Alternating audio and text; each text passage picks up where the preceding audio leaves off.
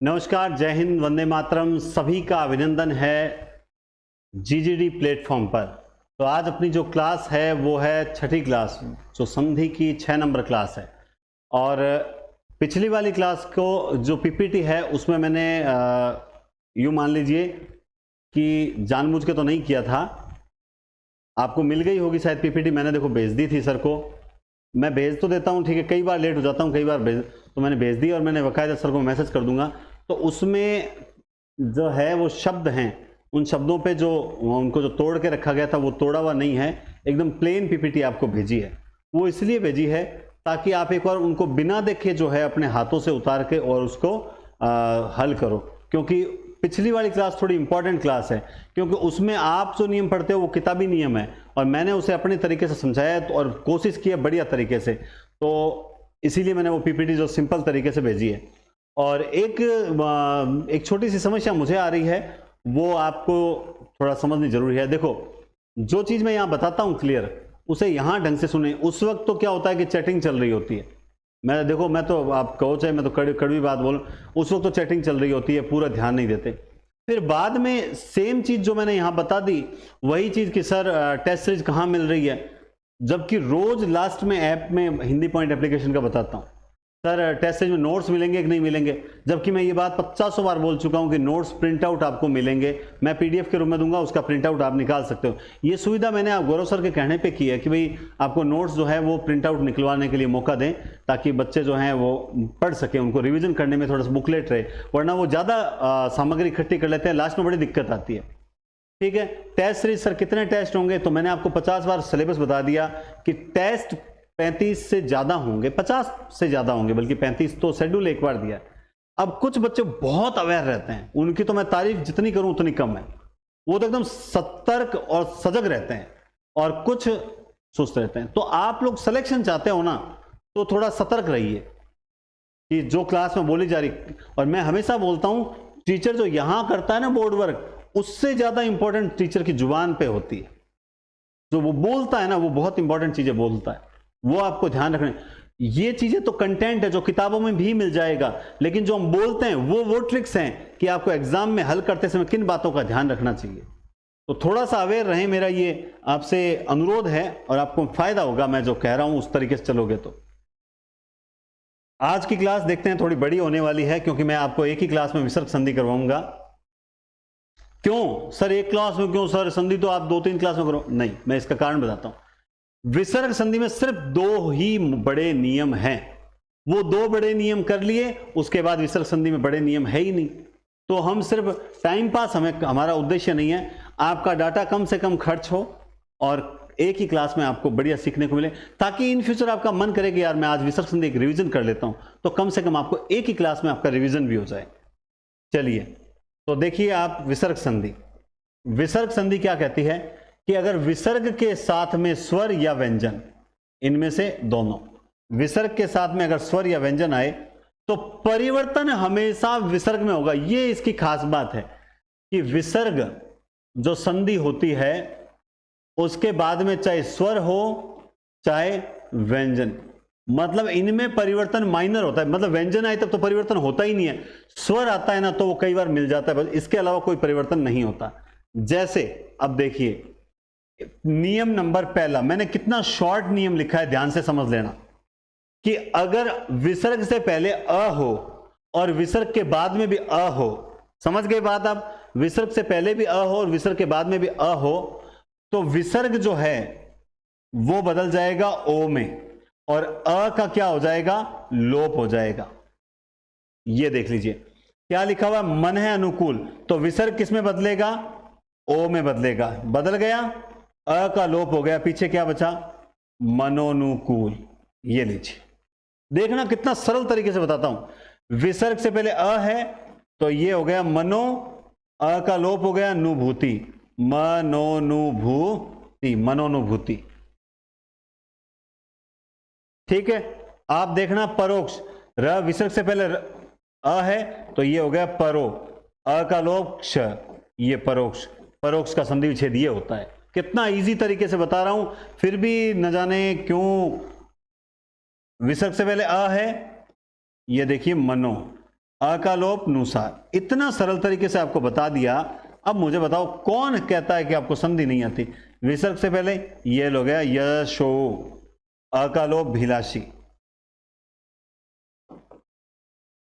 यशोभिलाषी, है ना। अब देख लीजिए आप लोग इतना तरीके से इजी वे में, टेक इट इजी वे में याद कीजिए, पढ़िए। रात को सोते समय क्या करना है, वैकेंसी अभी आई थोड़ी आएगी, उससे पहले बैठे बैठे संधि को ईयरफोन डाल के रील्स ही देखोगे, कोई मूवी देखोगे, कोई सॉन्ग देखोगे, बजाय इसके ये क्लास देख लो, सर की जीके की क्लास देख लो। ये भविष्य का निर्माण करेगी। उसके बाद जिंदगी भर रील्स देखना, पिक्चर देखना। लेकिन अभी और होता क्या है कि अभी तो हमारा मन करता है यार ये मूवी नहीं आई है, ये सॉन्ग नहीं आया है, लेकिन जिस दिन लग जाओगे ना तुम लोग, और मैं ईश्वर करे आप लग जाओ, जिस दिन लग जाओगे ना उस दिन आपके पास समय होगा मूवीज देखने के लिए। आप मूवीज नहीं देखोगे, आप कोई सॉन्ग्स नहीं सुनोगे, आप आगे बढ़ोगे। क्यों? आपको नौकरी की अहमियत पता लग जाएगी। मुझे भी साउथ मूवीज का बहुत शौक है, निश्चित रूप से, इसमें कोई संदेह नहीं है। अपनी हॉबीज होती है सबकी, और बहुत ज्यादा शौक। और मेरी जब फर्स्ट पोस्टिंग भीलवाड़ा थी, आसिंद भीलवाड़ा मेरी पोस्टिंग रही है, पहली पोस्टिंग आसिंद भीलवाड़ा किड़ीमार में मेरी पोस्टिंग रही है। तब यही काम था कि स्कूल के बाद में बस हम 4-5 मित्र थे टीचर्स, और खूब एंजॉय करते थे। तो मेरा तो यही था कि कम से कम दिन में 2-2 मूवीज देखी है मैंने। लेकिन उससे मैं सेटिस्फाइड नहीं था। मेरा मन करता नहीं यार कि मेरा पहली वाली लाइफ अच्छी थी, कोचिंग पढ़ाना, बच्चों को पढ़ाना, नए नए अपडेट करते रहना, ये बढ़िया था। मैं फ्रस्ट्रेटेड बहुत होने लग गया। और धीरे धीरे जब मेरी उसके बाद सेकंड पोस्टिंग उदयपुर हुई, तब मेरे पास समय भी था, सब कुछ था, मूवीज वगैरह मैंने सब छोड़ दी। यूट्यूब पे जो है मेरे मित्र लोकेश पालीवाल के कारण मैं आज यूट्यूब पे आपके सामने। ये चीजें होती है। ये अभी लग रहा है आपको, ये जो बाहरी जो वातावरण है ना, जो सांसारिक मोह माया, ये अभी आकर्षित कर रही है आपको। जिस दिन जॉब लग गए ना, उस दिन फिर लगे आपको अहमियत पता लगेगी नौकरी, उस दिन आप आगे बढ़ना लग जाओगे। उस दिन आपको आपके परिवार की खुशियां ना सबसे पहले नजर आएगी। पढ़ो, बस ज्यादा ज्यादा पढ़ो। चलिए अब देखिए अगला नियम क्या कहता है कि विसर्ग क्या हो? विसर्ग हो, और उसके बाद किसी भी वर्ग का तीसरा, चौथा, पांचवा यरलवह, मतलब यरलवह और श भी दे रखा है हो, तो विसर्ग का क्या हो जाता है? ओ हो जाता है। कुल मिला के सघोष, कुल मिला के क्या होता है? अगर विसर्ग के बाद सघोष आ जाए, विसर्ग के बाद अगर सघोष आ जाए, तो वहां पे क्या होता है? वहां पे होता है विसर्ग का ओ हो जाता है। ठीक है, चलिए अब हम देखते हैं। ये विसर्ग से पहले कुछ भी हो हमें मतलब नहीं है, विसर्ग के बाद वाला वर्ण जो है वो करना है। ये तीसरा, चौथा, पांचवें में से है, तो क्या हो जाएगा? विसर्ग का ओ हो जाएगा, यशो घोष। क्या हो जाएगा? मनोज, क्योंकि विसर्ग का ओ हो जाएगा, बस बाकी सब जोड़ना है। यशगान, यशो गान, क्योंकि ये तीसरा है, ग है ना तीसरा, ये रहा। अब तोड़ना है, अब तोड़ना है। आपको दिखा, मैंने आपको एक बात बताई थी, याद होगा, कि अगर ऊपर एक मात्रा दिखाई दे तो या तो वो गुण संधि होती है या विसर्ग संधि होती है। ये वही संधि है। अब देखिए ये शब्द आया मनोवृत्ति। क्या शब्द आया? मनोवृत्ति। अब या तो इसमें गुण संधि है या फिर इसमें विसर्ग संधि है। मान लो पेपर में हमें मिले तो। अब मैं अगर इसे गलती से कैसे तोड़ूंगा? अगर मैं इसे गुण संधि के नियम से तोड़ूंगा तो मन प्लस उवर्ती, हमें पता है कि गलत तोड़ दिया हमने। तो आप जब तोड़ोगे ना तो ही पता लग जाएगा ये विसर्ग संधि का उदाहरण है, क्योंकि गुण संधि का नहीं है। इसका मतलब 100% विसर्ग संधि का है। अब तोड़ना है तो क्या करना है? ओ की मात्रा को विसर्ग के रूप में लाना है, बस, और कुछ नहीं करना। मन है धन वृत्ति, देखना, न भ धन मंडल, देखना, सरह धन जात, बहुत इजी है, देखना, न भ धन भाग, बस ओ को जो है वो विसर्ग में लाना है। पुरह धन हित, ठीक है, तेज धन पुंज, ठीक है। इसी के अलावा मनः धन रथ, इसी के अलावा यशः धन मति, इसके अलावा सरह धन, पीछे तो कोई चेंज ही नहीं करना, बस ओ को विसर्ग के रूप में लाना है। पुरह धन गामी, ठीक है, यशः धन घोष। अब मुझे बताओ कहां दिक्कत आई? कहीं दिक्कत आई कि आपको रत्ती भर भी दिक्कत नहीं आएगी। आप मान के चलें, रत्ती भर भी दिक्कत नहीं आएगी। ठीक है ना। मनोविनोद, सरोजात, बहुत से शब्द आपको मिलेंगे। और भी शब्द मैंने लिख रखे हैं, आप देखिए। बस आपको क्या करना है, ये ओ की मात्रा जो आपको दिखाई दे रही है, इसको विसर्ग के रूप में ले जाना है और घबराना मत। तेज धन राशि, यश धन धरा, मन धन बल, सिर धन मणि, मन धन रंजन, वयः धन वृद्ध, मन धन हर, उरह धन ज्वाला, मन धन मनोदेश। मनोदेश होता है क्या, या मनोदंश होता है? मनोदेश, मनोदंश ही होना चाहिए। मनो में मनोदंश, मनोदेश। ठीक है, ठीक है। मन धन देश, मन धन नीत, अधः धन भाग। अब जिनको संधि आती है ना, वो तो मेरे साथ फटाफट तोड़ रहे हैं, और जिनको नहीं आती उनको क्या करना चाहिए, मैं कैसे तोड़ रहा हूं, मैं और बता रहा हूं। देखो कि ओ को विसर्ग के रूप में ले आओ, बाकी कोई परिवर्तन नहीं करना। तो पता नहीं फिर भी हम लोग क्यों घबराते हैं। ठीक है भाई, मैं कोई संधि का बादशाह थोड़ी हूं, बस मैं आपको एक तरीका बता दिया कि इस तरीके से आप करोगे तो यकीनन आप मान के चलो, आपके कभी भी कोई भी शब्द गलत नहीं होगा। ठीक है, ये लीजिए, बस इतना सा नियम है। फिर भी हम लोग न जाने क्यों जो है वो घबराने लग जाते हैं, लेकिन हमें घबराना नहीं है, बिल्कुल भी नहीं घबराना है। आइए, ये बहुत गजब छोटा सा उदाहरण है, ये मैंने आपको किताबों में बहुत कम मिलेगा। ये 3-4 शब्द मैंने खोज के निकाले हैं और एक निर्णय निकाला कि अगर विसर्ग से पहले अ हो, बाद में ई हो, तो विसर्ग का लोप हो जाएगा। बस क्या हो जाएगा, विसर्ग का लोप हो जाएगा, बस और कुछ नहीं। समझना बात को, आपको इस शब्द को यूं लिखना है, यशिच्छा। अगर आपने गलती से इसे यूं लिख दिया यशिच्छा, तो मैं कहता हूं ये गलत है। ये क्या है, गलत है। ये शब्द हैं पेपर में आने लायक। जैसे अतएव, ये एव नहीं है, एव, तो क्या करना है, विसर्ग का लोप करना है। तो इसीलिए क्या होता है, आपने लिखा हुआ देखा होगा, अतएव लिखा देखा होगा। क्या लिखा हुआ देखा होगा, अतएव। आपको 2 शब्द और बता देता हूं, मैंने 4 शब्द में मुझे मिले आज तक किसी किताबों में, तो वो आपको चारों बता देता हूं। जैसे पय आदि, ठीक है, समझ गए बात आप। एक और बता देता हूं आपको, मन धन उच्छेद, तो क्या हो जाएगा, मन उच्छेद। ये लीजिए, ये 4 वो शब्द हैं जो आपको पेपर में मिलते हैं। ये एक नियम है अलग से कि अ विसर्ग से पहले अ हो और उसके बाद में ई या ए हो। ठीक है, लेकिन ये तो आपको किताबों में मिलता है। ये 2 मैंने कहा ना कि ये दोनों शब्द जो है वो मैंने इनको अलग से ढूंढा, इसीलिए इस नियम को मैंने बढ़ाते हुए क्या कर दिया, इस नियम को बढ़ाते हुए कर दिया कि अगर विसर्ग से पहले अ हो, उसके बाद ई हो, आ हो, ए हो, ऊ हो, तो उस कंडीशन पे। अब ये 4 शब्द, अब मैं क्यों बढ़ा दिया नियम, क्योंकि जब आप पढ़ोगे तो आपको इस टाइप के मिलेंगे। अब कुछ विद्वान तो इसे अपवादों में बताते हैं इन शब्दों को, लेकिन इन अपवादों का एक नियम अलग से बना दिया। क्या दिक्कत है, हमें तो सीखना ही तो है इसका टुकड़ा क्या होगा। तो ध्यान रखना, यशिच्छा, अतएव, पयादि और मनुच्छेद जो है ऐसे लिखा जाता है बस।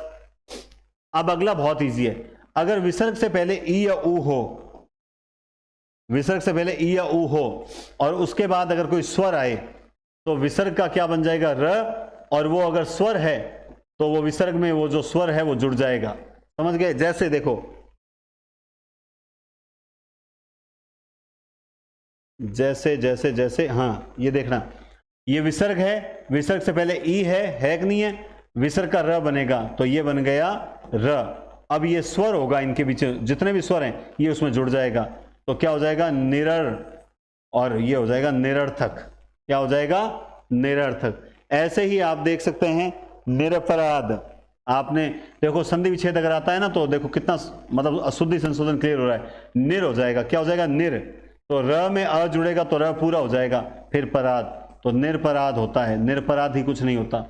द्वि आगमन हम जानते हैं, ये हो गया द, ये हो गया वी, विसर्ग का र बनेगा, आ उसमें जुड़ेगा तो द्विरा, फिर बच गया गमन, द्विरागमन। ठीक है। दुह अवस्था, तो ये हो गया दु, विसर्ग का र तो दु, दु, अब देखो दुरावस्था नहीं होता, अ होता है यहाँ पे, तो दुर्वस्था, क्या शब्द बनेगा दुर्वस्था। अब इतना इजी वे में आपको मैं बता सकता हूं कितना बेस्ट है। दूह, अब इनको तोड़ना है, तोड़ना है तो बहुत इजी, दूह धन, जो र होगा टूटेगा वहीं से, तो र में से जो स्वर है उसे बाहर खींच लो और र का बना दो विसर्ग, तो दूह धन आग्रह, दुराग्रह, बहिरागमन तो यहीं से टूटेगा, बही विसर्ग लगा दो, और आगमन गलती से र मत कर देना। ठीक है। जैसे बही प्लस बहिरंग अंग होगा ये, तो ये हो गया ब ही विसर्ग, और ये हो गया र बिंदी लग गई बहिरंग, ये दू और विसर्ग तो र और आ जुड़ा तो ये रा, और ग्रह दुराग्रह। अब तोड़ना यहां से टूटेगा। ठीक है। द्वि विसर्ग, ठीक है, आगमन, द्विरागमन, दुर्वस्था, 3-4 बार आ गया क्या दुर्वस्था? अभी तो हमने किया था, नहीं किया था क्या दुर्वस्था? चलो अभी किया था, तो ये रहा दुर्वस्था, तो हमने कर दिया, फिर भी कर देना। दूह धन, भाई टूटेगा यहां से तो दू हो गया अवस्था, ये लीजिए। नीचे है निराधार, क्या लिखा हुआ है नीचे? निराधार, तो निराधार को तोड़ना है तो इजी है, नीह विसर्ग आधार, बस टूटेगा कहां से? ये र, इन शब्दों में नोटिस कर लो, एक र है और वहीं से टूटेगा। जैसे ही आप र में से जो है स्वर अलग करोगे तो आपको निश्चित रूप से एक नया शब्द मिल जाएगा। ठीक है। ये तो था सिंपल नियम। अब अगला नियम ये है कि अगर ई और ऊ आए, पहले ध्यान रखना आ नहीं आना चाहिए, ई ऊ, और फिर बाद में सगोश आए, क्या आए? एक तरह से सगोश ही समझ लीजिए, तीसरा चौथा पांचवा आए, या य ल व, मोस्टली आपको ये तीन ही मिलेंगे, य ल और व, मोस्टली आपको ये तीन ही मिलेंगे। तो क्या होगा? विसर्ग र में बदलेगा। अब इतना इजी है ये, कैसे इजी है? किसी भी शब्द के ऊपर आप देख लेना र लगा होगा, आपको क्या करना है? उस र को विसर्ग के रूप में नीचे लाना है। जैसे ये विसर्ग हटा दो, निर्गुण, तो आपको क्या करना है? नीह धन गुण। अब ये नियम क्या कहता है? विसर्ग से पहले ई होनी चाहिए और बाद में तीसरा चौथा पांचवा होगा, तो जो विसर्ग है वो र में बदलेगा। बस निर्झर है तो नीह धन झर, निर्धन है तोड़ दो, नीह धन धन, बहिर्मंडल है तो बही, ये बही, और ये मंडल, निर्मम है तो नीह धन मम, आविर्भाव है तो आ वी विसर्ग भाव। मतलब ऊपर वाला जो र है उसे आप लोगों को विसर्ग के रूप में नीचे लाना और कुछ नहीं करना, ये नियम अपने आप क्लियर हो जाता है। नीह धन जन। अब आपको शिकायत ये रहेगी सर हम प्रैक्टिस, मैंने आपको बोल दिया मैं आपको प्रैक्टिस करवा दूंगा समास और संधि की, आप घबराएं नहीं, एक बार आप इनको देखें तो सही किस टाइप से, क्योंकि कई बार जैसे चाहे कोई कितना विद्वान हो, जो टीचर है उनको भी कई बार क्या है कि लंबा समय हो जाता है ना किसी चीज को, तो एक बार देखना पड़ता है, वो देख लेते हैं ना तो उसमें क्या होती है और धार आ जाती है। समझ गए बात आप? निर्लय तो नीह धन लेय, दुर्दशा तो दूह धन दशा। इसमें अच्छी बात यह है कि प्लस के बाद जो शब्द है उसमें कोई ज्यादा परिवर्तन नहीं आता। बल ज्योतिर्लिंग तो ज्योति विसर्ग और लिंग, ज्योतिर्लिंग। दुर्गुण है तो दूह धन गुण। ये लीजिए, मुझे बताओ कहाँ दिक्कत हो रही है? 1% दिक्कत नहीं होगी, आप चाहे कितना भी कठिन शब्द लेकर आ जाओ कोई फर्क नहीं पड़ता कितने, और मैं आपको प्रैक्टिस भी कितनी करवा रहा हूं। नीह धन मल निर्मल, धनुर्वेद मैं कैसे तोड़ रहा हूं फटाफट, क्योंकि मैं सीधा एक ही चीज देख रहा हूं, ऊपर र लगा हुआ है और उस र को वहीं पर नीचे लेकर आना है। आयुर्वेद, तो आयु विसर्ग वेद। और क्या करना है, मैं इसमें आपको टाइम लगा के करूंगा क्या कि सर देखो मैंने बहुत बढ़िया तरीके से टाइम लगा लगा के एक शब्द को बताया। दुर्ग है, करना क्या है, नियम तो वही है, दूह धन ग, ये लो। अगर मान लो दुर्गा शब्द आ जाए तो भी क्या दिक्कत है, ये लो दूह धन गा, क्या दिक्कत है, तोड़ दो आराम से। यजुर्वेद है, ये लो यजु धन वेद। मैं कहता हूं कुछ भी आ जाए, आपको एक ट्रैक मिल गया कि नीह धन मम दुर्भाग्य, दूह धन भाग्य, ठीक है, दुर्गम दूह धन गम, दुर्योधन दूह धन ओधन, ठीक है, निर्लेप निह धन लेप, धनुर्धारी धनुह धन धारी, धनु धन धारी, इसी में होता है। अब अगर मान लो एक आध शब्द अगर आपको नहीं आता है तो क्या फर्क पड़ गया, नहीं आता है, उस शब्द को लिख के देख लो कि अच्छा ये ऐसे टूटता है, कोई बात नहीं, पढ़ना कोई बुरी बात नहीं है। जैसे वो पिछली क्लास में शायद वो एक शब्द आया था परमेश, ठीक ऐसा, अब वैसे शब्द आ जाते हैं कई बार, परमे धन स्थि, तो अब वो उनको उनके पीछे बढ़ जाए, अरे यार ये तो गलती हो गई, हो गया तो हो गया, उनको साइड में निकाल के एक बार रख दो, उस पर समय मिलते उस पर विचार करो कि क्या होगा क्या नहीं होगा, विचार करना। अब सर आपने क्लास तो रिकॉर्ड कर दिया, आपने बताया ही नहीं, कोई बात नहीं, हमने अलग निकाल के रख दिया कि ये शब्द आया कहां से, टाइप वाले ने लिखा है या हमारे नोट्स में भी था, नोट्स में था तो हमारा ध्यान क्यों नहीं गया, कोई बात नहीं, टेस्ट लिया, उसमें उस शब्द को वापस डाला और पूरी एकदम व्याख्या कर दी। ये फायदा किनको मिलता है, जो नियमित एकाग्र होकर क्लास देखते हैं, जो नियमित क्लास देखते हैं, वो पहली से लेकर आखिरी क्लास तक साथ जुड़े हुए रहते हैं, उनको पता होता है कहां कहां सर ने क्या क्या बोला है, तो ये चीज होती है, ठीक है। अब देखिए कुछ नए छोटे छोटे नियम बनाए हुए हैं, है ना, मैंने कहा बस बड़े बड़े नियम हो गए। अगर विसर्ग से पहले ऊ हो और बाद में म आ जाए, विसर्ग से पहले ऊ और बाद में म आ जाए तो विसर्ग जो है वो श में बदल जाएगा। जैसे आयु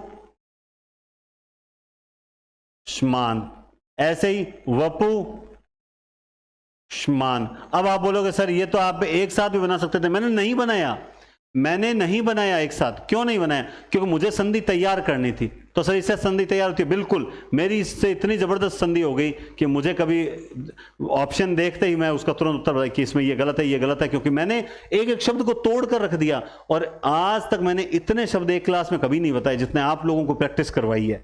अब फायदा हुआ है तो बहुत अच्छी बात है, नहीं हुआ है तो मैं कैसे बता सकता हूं, मैंने अपनी ओर से बेस्ट करवाने का प्रयास किया है। और प्रैक्टिस कितनी करवाई है सोचो, स्पीड से। मैंने आपको गुण संधि वृद्धि संधि में बहुत बढ़िया ट्रिक्स बताई है, गुण संधि वृद्धि संधि की एक अलग ट्रिक बता दी, और यण और अयादि की एक अलग ट्रिक बता दी कि उसमें यह पूरा होता है, उसमें आधा होता है, यह से पहले वाला आधा होता है ना। तो आप अगर रेगुलर रहे हो तो फायदा होगा ही होगा। अब कुछ नियम आ गए जो उपसर्ग प्रत्यय से, उपसर्गों से मिलते से नियम है कि अगर विसर्ग के बाद तालव्य आ जाए, क्या आ जाए, तालव्य, तो विसर्ग का श संकर हो जाता है, बस कोई खास बात नहीं है। तो मन है धन चेतना, बस इसमें क्या होगा, इन शब्दों में जहां जहां आपको श संकर नजर आ रहा है, जहां जहां स संकर नजर आ रहा है वहां वहां विसर्ग लग जाएगा और कुछ नहीं होगा। टेंशन क्यों, पता नहीं, ज्यादा टेंशन देते हैं या आप लोग ले लेते हो संधि को लेकर, कहां दिक्कत है, मैंने आपको बता दिया, बस जहां स है वहां विसर्ग लगा दो।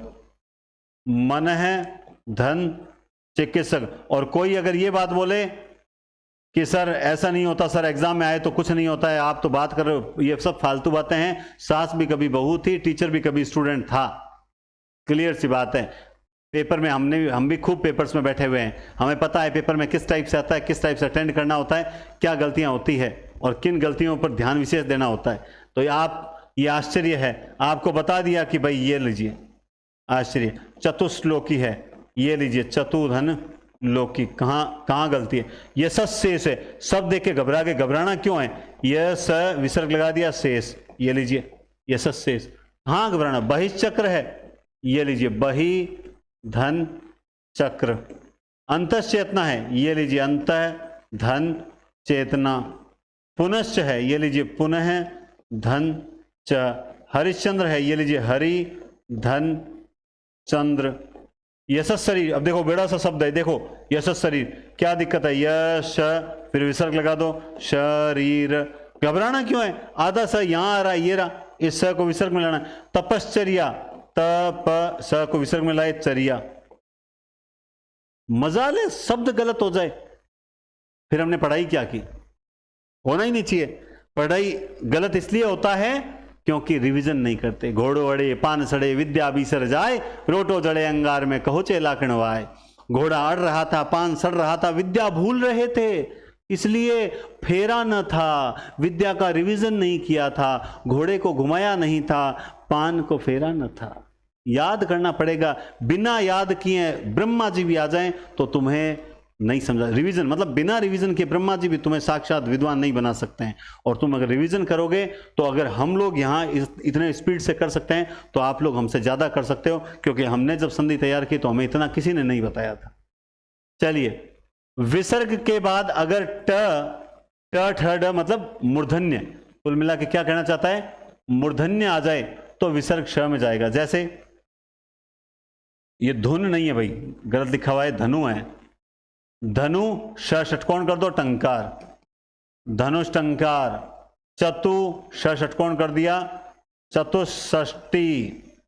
ठगस ठग, अब देखो ठग श कर दो, ठग, ये लो ठगस ठग शब्द बन गया। अब इसमें कंफ्यूज होने की जरूरत क्या है, मतलब खुद कंफ्यूज हो तो मैं कह नहीं सकता, जरूरत ही नहीं है। आपको पता है यहां पर कौन सा है, मूर्धन्य है, तो विसर्ग किस में जाएगा, ष षटकोण में जाएगा। यहां अगर तालव्य होता तो किस में जाता, स संकर में जाता। घबराने की जरूरत ही नहीं थी। जैसे आप देखिए ये आ गए दंते, तो दंते जब आ गए तो हम जानते हैं कि स सड़क आएगा ही आएगा।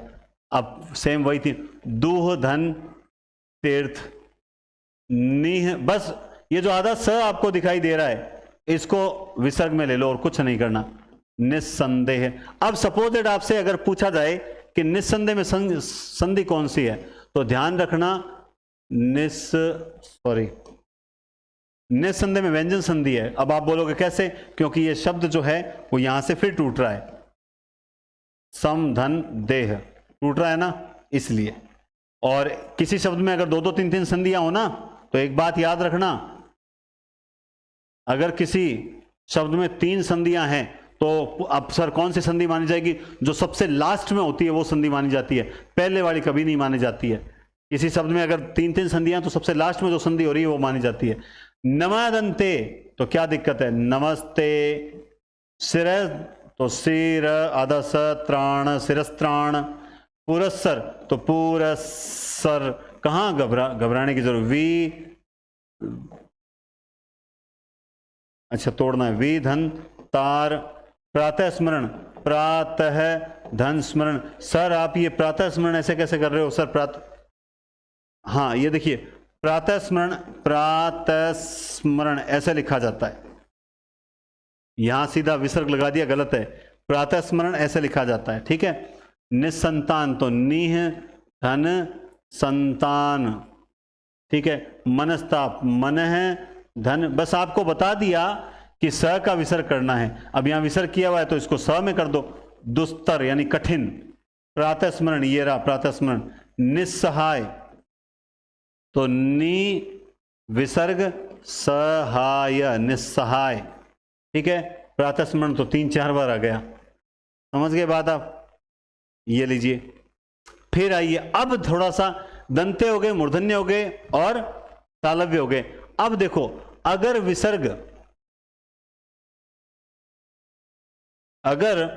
विसर्ग से पहले, अरे यार है क्या,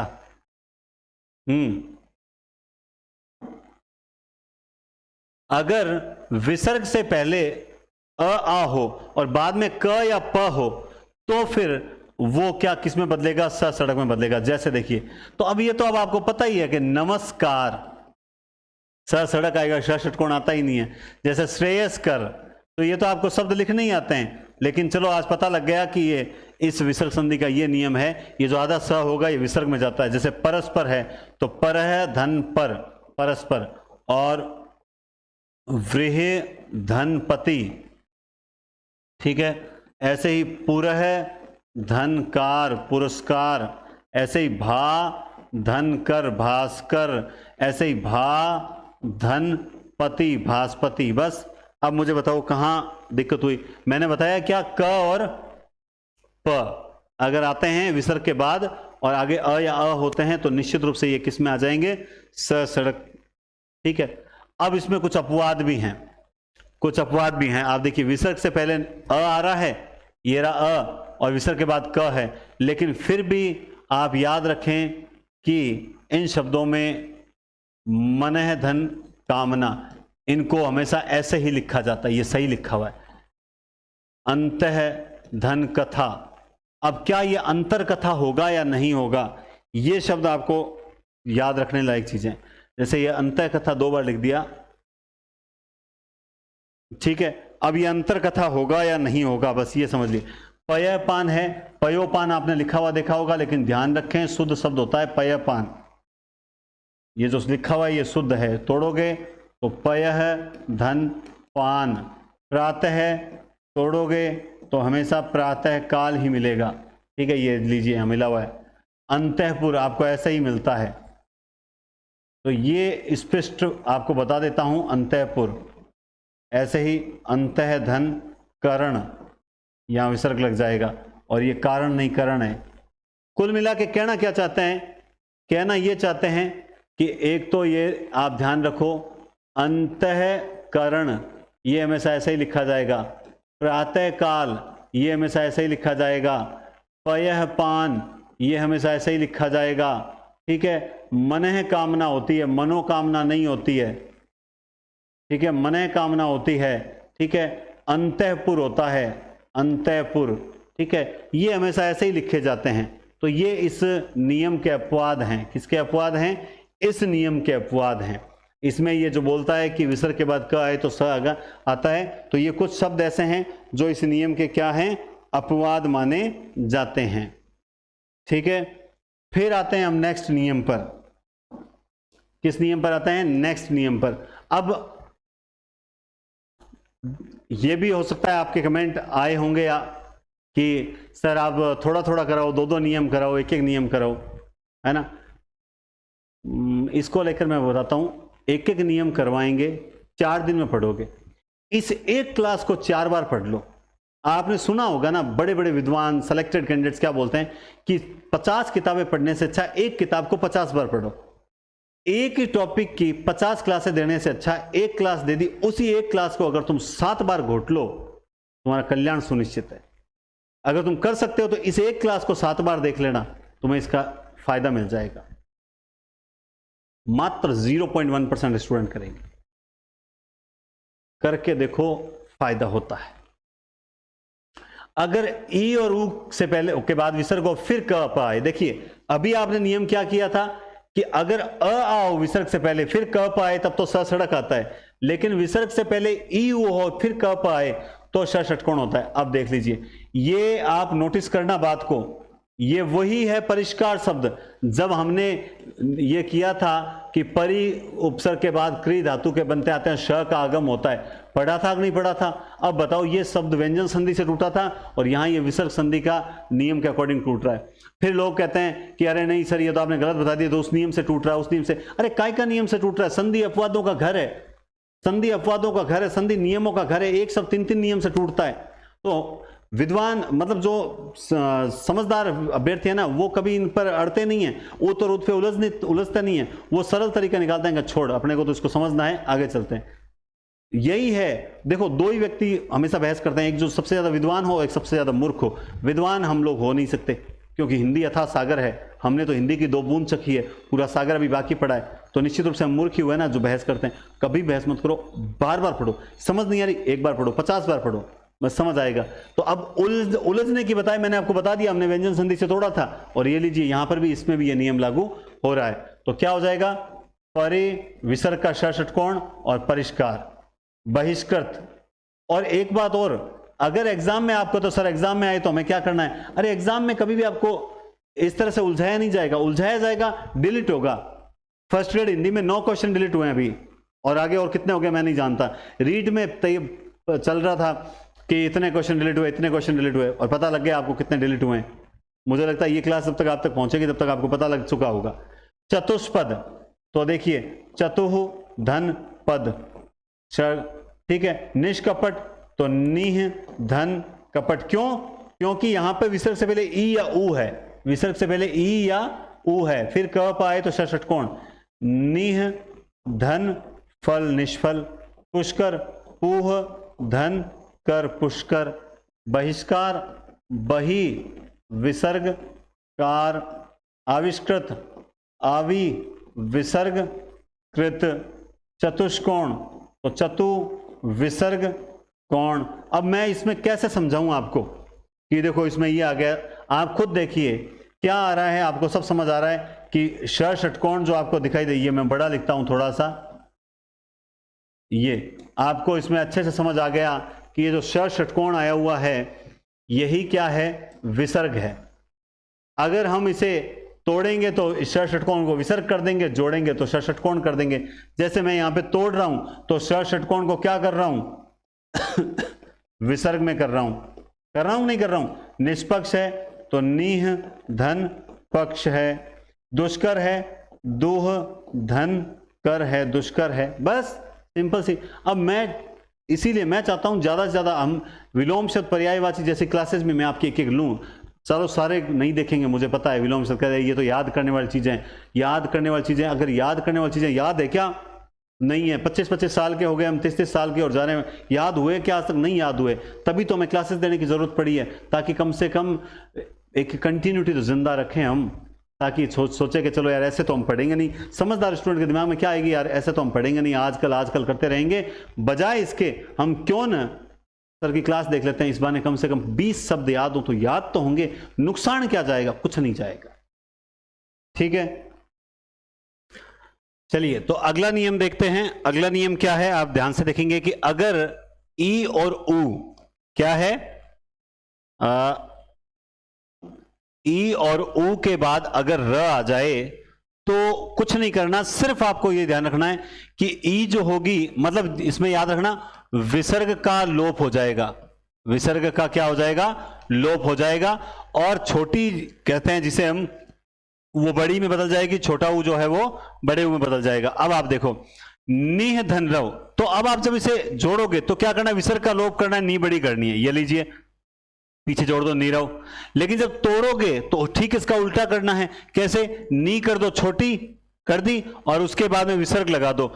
इस बार यूं मत करना कि र में से विसर्ग लगा दिया और फिर उज कर दिया, नहीं, बस विसर्ग लगाना है। पीछे वाले शब्द में कोई परिवर्तन नहीं होगा। चक्षु रोग है तो ये लीजिए चक्षु को छोटा कर दो और विसर्ग लगा दो और रोग हो गया ये। उसके बाद आप देखो नीह, ठीक है, विसर्ग लगाया और रंध्र, ये लीजिए नीरंध्र, ठीक है। इसी तरह से नी विसर्ग लगाया और पीछे क्या बचा? रोग, निरोग। समझ पा रहे हो? दू बड़ा है, ये दू को छोटा किया, विसर्ग लगाया और ये कर दिया हमने दुराज। दूरम्य है, बड़ा दू है। और एक पहचान क्या है, यहां पे ऊ हमेशा बड़ा नजर आएगा तोड़ते समय और ई हमेशा बड़ी नजर आएगी, तब तोड़ना है। तो क्या करना है? दूह धन रम्य, है ना, इस तरह से करना है। अब ये जो नियम है, विसर्ग संधि में सर्वाधिक पूछे जाने वाले नियमों में ये नियम है। कैसे?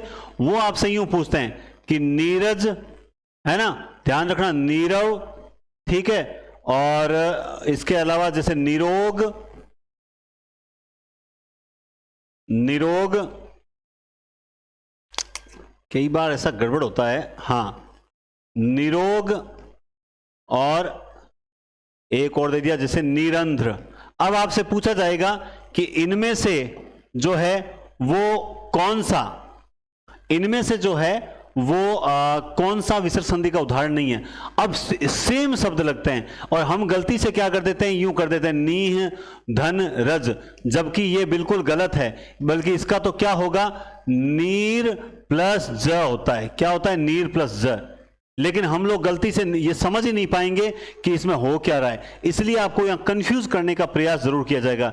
या मान लो वो गलती से आपको धीरज दे दें और आप कह दो कि हां धीर प्लस ज, नहीं, इसका तो सीधे सीधे टुकड़ा क्या होता है? धीर धन ज होता है। होता है कि नहीं होता है? तो ये थोड़ा सा आपको विशेष ध्यान रखना पड़ेगा, वरना आप गलती कर बैठोगे, ठीक है ना? तो क्योंकि आप जब शब्द तोड़ो ना, तो आपको ध्यान रहना चाहिए, जैसे नीरव शब्द है तो आपको ध्यान देना चाहिए, जैसे नीह धन रव, रव का मतलब क्या होता है? रव का मतलब होता है शब्द, नीरव मतलब बिना शब्द के, यानी कोई आवाज नहीं। नीरव वातावरण मतलब एकदम शांत वातावरण, जिस वातावरण में कोई आवाज नहीं है। तो इस प्रकार से ये संधि विच्छेद होता है। तो ये आपका विसर्ग संधि का जो है वो अंतिम नियम था, और उम्मीद करता हूं कि आपको संधि समझ भी आई होगी। क्लासेस रिकॉर्ड करते समय कितनी मुसीबतों का सामना करना पड़ता है, आपको छोटा सा एक एग्जाम्पल बताऊं। ये जो इतनी बड़ी क्लास है, इसको रिकॉर्ड करने में 3 बार बीच में लाइट चली गई। अब लाइट चली गई कैसे, इसका नुकसान क्या होता है बताता हूं।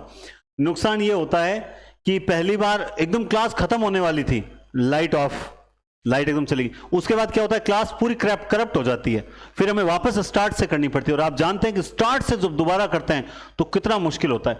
दूसरी बार फिर गई, तीसरी बार जब हुआ तो कहां गई, आपने अभी नोटिस किया होगा, जब मैं यहां इस नियम पे आया तो हल्का सा इससे ब्रेक आया होगा, एकदम लास्ट में चली गई।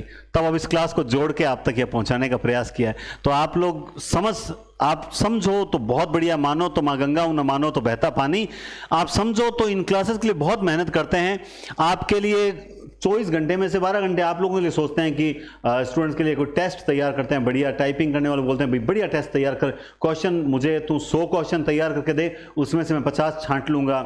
इस तरह से आप प्लीज इन क्लासेस की लाज रखें, और सिलेक्शन इस बार लेना ही लेना है, इस बात को विशेष ध्यान रखें। अब अगला टॉपिक जो होगा वो हमारा होगा उपसर्ग को लेकर, लेकिन वो क्लासेस होगी शायद 1-2 दिन का गैप आएगा, अभी 2 दिन में गैप लूंगा, उसके बाद क्लासेस। ये क्लासेस मैंने सारे नियमित दे दिए, अब सर अपने अनुसार शेड्यूल के अकॉर्डिंग जो है अपलोड कर देंगे। बाकी मैं आपको जो है उपसर्ग की क्लासेस बहुत जल्द दे दूंगा। और मैं फिर कह रहा हूं, हिंदी पॉइंट पर आपको जो नोट्स हैं वो मिल गए, इसके अलावा पारिभाषिक शब्दावली के, संधि के, ये जो संधिकरण पूरे संधि के नोट्स मैं आपको सब दूंगा। इनमें जो अभी तक 2-3 टॉपिक के नोट्स नहीं है वो भी मैं तैयार करके आपको दूंगा, आप निश्चिंत रहें। और टेस्ट जरूर दें, बस अगर आपने टेस्ट सीरीज ली है तो उसको देना भी है। विज्ञप्ति आने के बाद कोई तैयारी नहीं होती, तो मेरी रिक्वेस्ट है कि आप मूल्यांकन बराबर करते चलें, वरना पीछे पड़ा हुआ कोई काम का नहीं है। आप जिस दिन विज्ञप्ति आएगी आपको वापस पहली क्लास से पढ़ना पड़ेगा। इसीलिए कहता हूं जुड़े हुए रहो, ये बहुत अच्छी चीज बता रहा हूं, क्योंकि आप खुद सोचो भाई पिछले रीट में भी तो आपने तैयारी की थी ना, व्याकरण सारी पढ़ी थी, फिर से आपको पहली क्लास से जरूरत कहां पड़ी? क्योंकि हम जैसे ही 2-3 महीने का गैप लेते हैं ना, हमें पहले टॉपिक से वापस जरूरत पड़ती है। तो आप लोग गैप ही मत लो ना, बराबर चलते रहो, प्रैक्टिस करते रहो, टेस्ट की क्लासेस लेते रहो, अपने आप गैप नहीं आएगा। तो समझदार को इशारा काफी है, बढ़िया तरीके से पढ़े, सिलेक्शन जरूर होगा। बहुत बहुत धन्यवाद, शुभकामनाएं, टेक केयर, शुभ दिन।